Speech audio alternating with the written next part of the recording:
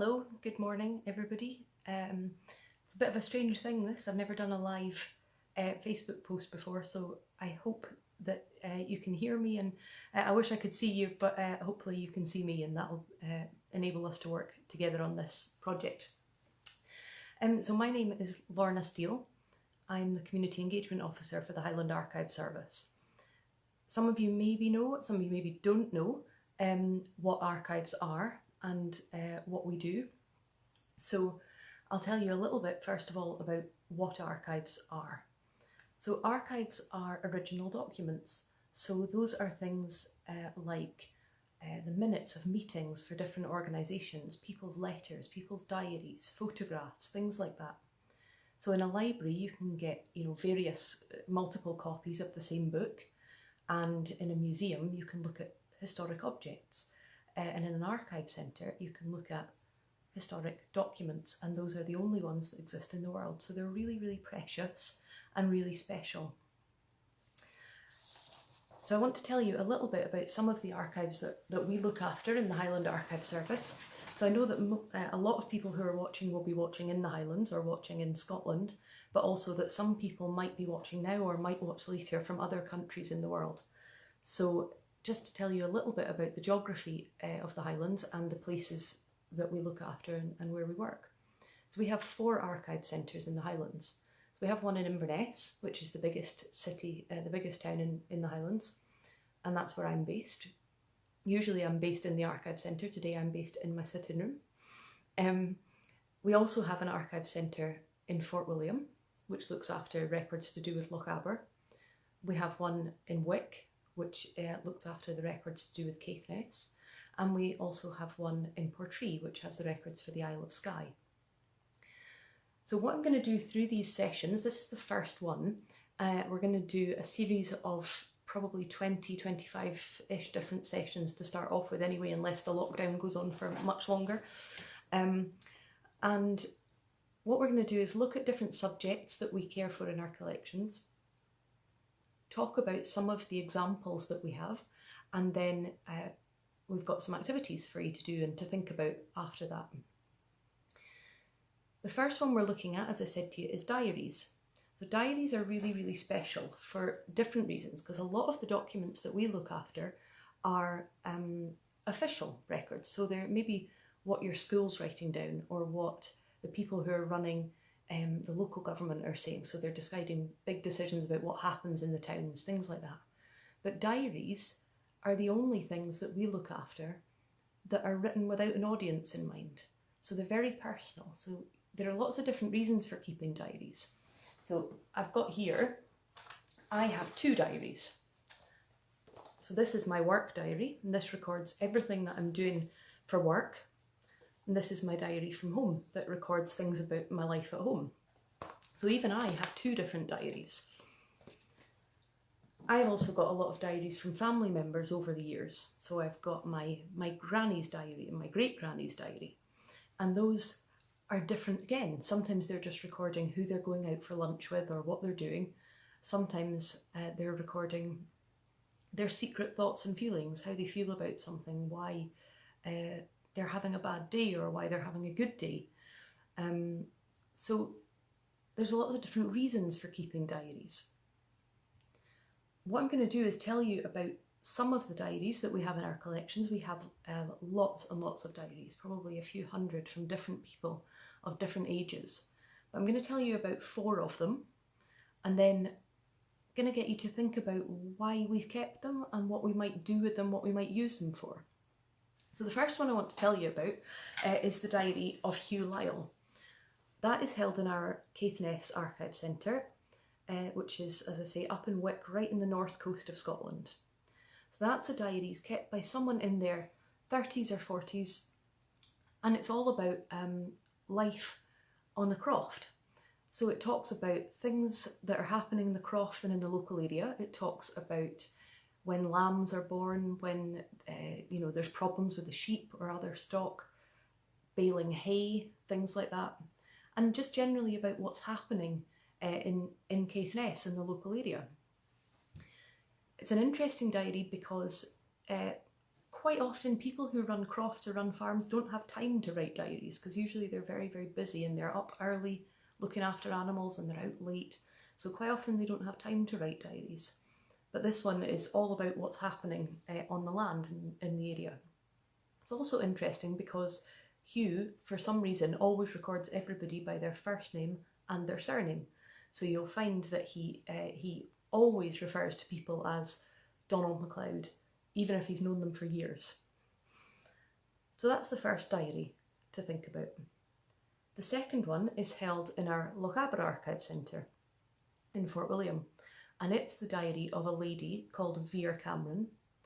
So Veer was born as Veer Hobart. She was from a wealthy family, and this diary dates from the 1860s, so about 100 years before Hugh's diary. And it records a very different way of life because she's a wealthy lady, and she is married to Donald Cameron, who was the 25th chief of the Clan Cameron. And she talks about all the social things she's doing. So she's going out for posh lunches, and she's going out for journeys and things like that, and a totally different way of life from Hugh's. So she describes her life. It's interesting because she obviously, as a lady of that time, wouldn't have had a job. She had enough money not to need to work.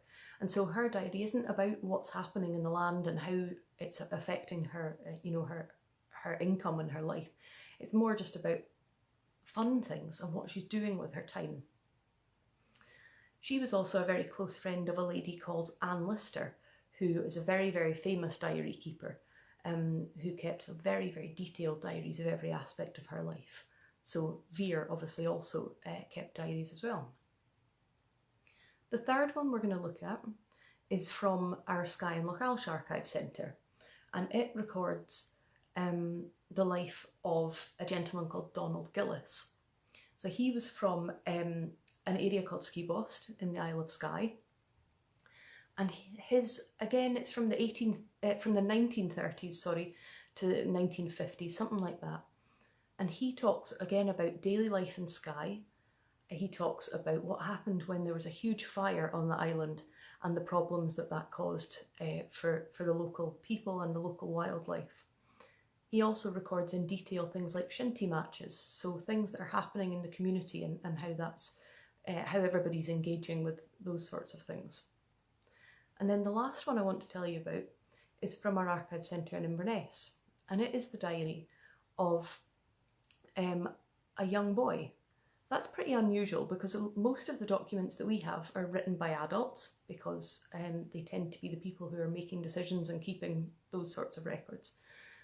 But we have a collection of diaries in Inverness from a young boy called Malcolm Blaine, and he was about somewhere between 7 and 11 when he wrote the diaries that we look after. They're interesting for a lot of reasons. One of the reasons is that they were found behind a wall in a house. So someone found them and then brought them into us and said, these diaries are probably going to be very important, would you like them? He lived down in the south of England, and he travelled up every holidays to Nairn, where he stayed on holiday. And his diaries are full of all sorts of fun things about what he's doing on his days off, taking bike rides, going for walks, all sorts of things about his family. He loves school, Malcolm, so he's writing an awful lot about how he wants to be the best in his class and how he wants to achieve more than the other people in his class. So very different, because he's 10 years old and we don't have a lot of diaries of people like that. So what I want you to think about is the different reasons that these people wrote their diaries. So there are the likes of Veer is writing her diaries because she's wealthy, she's having this a lovely life with going out for lunches and going to society balls and dancing and things like that, and she's writing down about her social life. Whereas for somebody like Hugh in Caithness, it's really important for him to remember what day the hay was baled, It's important for him to remember when he did certain things and when the lambs were born and things like that. So it's a totally different reason for keeping a diary. Malcolm, the young boy, kept the diary because he just loved to write and he loved to share his thoughts and his secrets. He would make up languages, he would make up all sorts of secret thoughts and write them all down. So there's lots of different reasons for keeping a diary. What I'd be interested to know, and I wish I could see you and chat to you, but is what you think that we do with diaries. Once people have given them into an archive centre like ours and we look after them, you probably wonder why we need them and what we want to do with them. And there's a few different things. We use diaries to remember people's lives. So the likes of the one up in Caithness, there are people living in Caithness who remember Hugh. And so when we talk about his diaries, it means that those people can remember things that happened in their life that they'd maybe not thought about for a long time. And they can remember Hugh and what he was like and tell us stories about, more stories about life in Caithness at the time. The diary from Skye, Donald Gillis' diary, can help us learn about what Shinty was like 100 years ago. So that it's through that diary we've got a record of a Shinty match and what people were doing there, and or the fire that he talks about. We can learn, how the community reacted together very quickly to try and sort the problem, which is of course something that's happening in Skye and all over the country at the moment, where people are trying to come together to solve a crisis. So that's a different thing that we can learn from diaries. We can learn about food and travel and daily life. So in Vere's diary, we can find out how long it took her to travel from London to Fort William. And we can learn about how she got from place to place. She was using horse and cart, things like that. And it can talk about what she was eating and where she went for parties and things like that. So we can learn all sorts of exciting things about daily life through a diary. One of the things we can do is remember the impact that one person had. So Malcolm's diary, for example, the young boy, as I said, he was about 10 years old when he wrote the diaries that we look after. He then went on to go to university. So in his diaries, you can see that he loves lots of things. He loves language and he loves history and he loves trains and maps. And he went on to university and studied those things a little bit more. But then when he was very young, he was just in his 20s when he went away to war, and he died in the First World War. And so it was only 10 years or so after he'd written those childish diaries, those childlike diaries. And so in my job as community engagement officer, I quite often use those diaries to talk about how one person's life is representative of a bigger situation. So quite often, when you're learning about something like World War I, you learn that 16 million people died, and that's too big a number quite often to get your head around. You can't really understand how big a number that is. But if you learn a little bit about somebody like Malcolm, or one person's life, and then when you find out that that one person died in the First World War, then it makes you understand that everybody who loses their life in a battle has a story behind them and has had a childhood and has had family who were close to them and has had experiences. I'm just seeing, Leon, that you've asked, do you use them for references? Yes, we do. So we use them for all sorts of things. Quite often we'll use them to prove that something's happened. So we can use a diary, we can look in it and say, this diary records this event, so we know it happened. And so that's one of the reasons that we're particularly talking about diaries today, is that we would like some of you, if you're able to write some diaries and tell us what your life is like as you're going through this period of coronavirus. Because it's a very strange time that everybody's living through. Mostly we don't work at home. Mostly I wouldn't be inviting you into my sitting room. We usually don't work at home. We usually don't get taught by our parents. we usually don't have to limit how often we can go to the shop or how often we can go out for a walk, things like that. So we're living through a very strange time.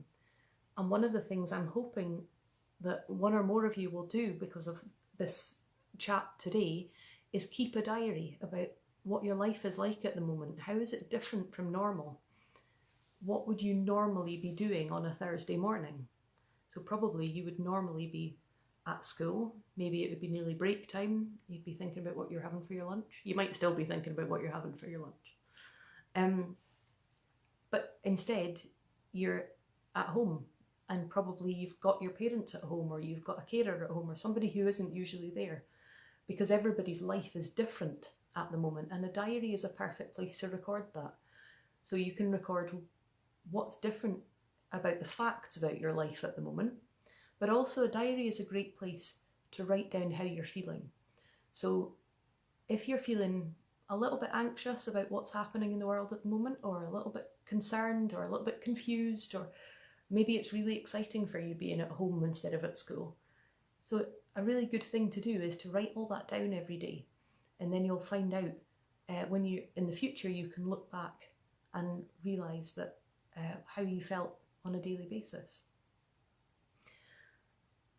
After we come off this call, I'm not going to keep you for too much longer, but after we come off this chat, I'd like you to have a think about why diaries are different from any other documents that we look after. Because as I've said, we have about over a million documents that we look after at the Archive Centre. And if you want to have a wee look at some of our strong rooms, if you scroll back through our Facebook page, you'll find a video that shows you through some of the strong rooms and it shows you some of the documents that we look after. I can't get in to show you today, I'm afraid. I would love to. So yeah, have a think about, compared to all of those diaries that we look after, all of those documents that we look after, what's different about diaries? I see your question, Emma, and I will come back to you in 2 seconds. And also maybe think about who is likely to keep a diary. Do you think some people are more likely to write diaries than other people? Do you think maybe more women do or more men do? A certain type of people in certain jobs are more likely to keep diaries. And why would that be? Because as I said, people keep them for different purposes. My dad always kept a diary of every job he was working at as a builder. So he would always know exactly when he started and what he'd done each day, so that he would have a record for his business of what he'd been doing. Whereas for some other people, as I said, the diary is more about pouring out your emotions and sharing that with somebody. Emma, to answer your question, the name of the boy who wrote the diary was Malcolm Blaine. So I see you're Emma Blaine. So he was B-L-A-N-E, so spelt differently, but yeah, Malcolm Blaine. And he was from Broadstairs in Kent. What I'm going to ask you to do when we have finished this chat is, if you go onto our website, and I've put the link into the comments, but I'll share it again, we've got some activities for you to do on there. So all of the diaries that I've talked about in this chat, there's some pages up there for you to look at. So all the examples and extracts that I've talked about are up on our website for you to have a look at. See if you can read all the handwriting. Some of the handwriting's a wee bit tricky. There's one there from the 1860s, one from the 1900s, one from the 1930s, one from the 1960s. So 100 years worth of diaries up there for you to have a look at. There are all different activities for you to do on the website as well. So you can look at those diaries, look at the handwriting, think about the people who wrote them, and then move on to the activities page to see if there's anything on there that you want to do. Some of them need to be printed, but not all of them. So if you're stuck at home without a printer, don't worry about it. Some of them are things, as I say, that need to be printed. There's a word search on there. Everybody loves a word search, I firmly believe. There are covers for diaries. So if you want to write your own diary, there's an example of a cover that you could print out and colour in if you want to, or you could use it as an inspiration to create your own cover for a diary. There's a template for a feelings diary. So if you're just not wanting to write things down, but maybe you're interested in keeping a record of how you feel, then you can just colour it in. It's a jigsaw shape, and every day you can colour in, make a key for the colours, so you decide which colour represents which feeling, and then just colour in each feeling each day, and you'll know at the end of a few weeks how you were feeling over the last week or two. There's also a kind of simple template for a diary where you can just fill in every day what you were feeling mostly, or what you ate, or what you had fun doing that day. Or there is also, so if you scroll down the page further, there's some more ideas about some bigger things you could be doing. So could you write a diary? Could you start to record how you're feeling at the moment? And then maybe, depending on, I don't know where you're watching in the UK or in the world, but maybe it's something that you could then give into an archive centre. Maybe you could give it into us, or maybe you could give it into your local archives. Ask them if they're interested in keeping that, so that we've got a record of how young people were feeling through the coronavirus outbreak. Maybe you could pick one of your favourite famous people. It could be someone in the past, it could be someone today, it could be a footballer or an actor. Why don't you imagine what their diary might look like? What do you think Lionel Messi might write in his diary every day? Hi, Autumn. Why don't you think about what other people might be writing in their diaries? You could create anything. Why don't you create a character and make a diary from their point of view? There's all kinds of possibilities. If you're not someone who wants to write things down, I know sometimes people either struggle with writing or they just don't want to write down. Why don't you think about taking a video diary or taking a photo diary each day? So maybe every day you could photograph something that represents that day, and then at the end of a few weeks you'll have a photo diary for every day of the last few weeks, and that would be pretty exciting as well. What I would love you to do, if you're able to, is to share with us some of the things that you've done. So if you do write some extracts, or you do colour in a diary cover, or you're taking some photos, or you want to send us a photo of you drawing your diary cover, please do let us see them, because we'd love to see them and know that the documents we look after have inspired you to do something fun in a difficult time. So yes, so please do think about sharing them with us. There's a hashtag. The hashtag is HLHLearnWithLorna, and it would be awesome if you could share them with us either on Twitter or on Facebook. That would be amazing. Next Thursday, we're going to move on to look at letters and postcards. There's a very particular project that I would love some of you to get involved in, and I'll tell you a little bit about that just now. And that is, we're hoping that someone will start to write just some short letters and send them to maybe some people in the community who are feeling a bit lonely at the moment, some older people who are maybe not getting out as much. So that's a heads up for next Thursdays. We're going to talk about letters and letters and postcards, some of the letters that we look after in the archive service, and then set you some fun tasks to do around that. So I hope you can join me next Thursday. And then going forward, when we're back into the school term, certainly up here in the Highlands, when we're back into the school term, we'll be moving on to other subjects. We'll be doing things like Jacobites, World War I, World War II, maps and plans, local area, all sorts of different subjects that we're going to look at over the next few weeks. But yeah, this week has been diaries, next week will be letters and postcards, and I really hope you can join me next Thursday as well. But in the meantime, please do go and have a look at our website. I'll put the links in again, and please do go and do some of the activities that we've shared on there for you. It's been lovely seeing your comments coming up, even though I can't see your faces. So hi to Leon and to Autumn and the people who are saying hello to me as we're going through. And maybe I'll catch you all next Thursday. Thanks. Take care of yourselves.